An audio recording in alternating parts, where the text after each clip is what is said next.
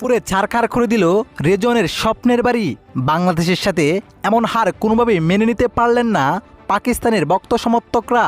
রেগে গিয়ে মোহাম্মদ রেজওয়ানের বাড়ি পুড়িয়ে দিলেন তারা। যে ভিডিওটি এখন সোশ্যাল মিডিয়াতে পুরো ভাইরাল। দর্শক, 2 ম্যাচের টেস্ট সিরিজের মধ্যে বাংলাদেশের সাথে একটি ম্যাচও জিততে পারে নাই পাকিস্তান।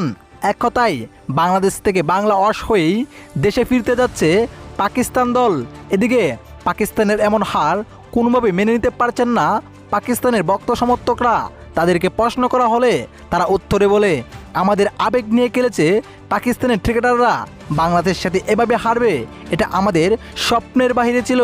বাংলাদেশের মতো দল আমাদের সাথে পাত্তা পাওয়ারই কথা না, কিন্তু তারা দুইটি টেস্টে আমাদেরকে হারিয়েছে এবং প্রায় 2 বছর আগে আমাদের ঘরের মাঠে আমাদেরকে হয়টস করে চলে গিয়েছিল।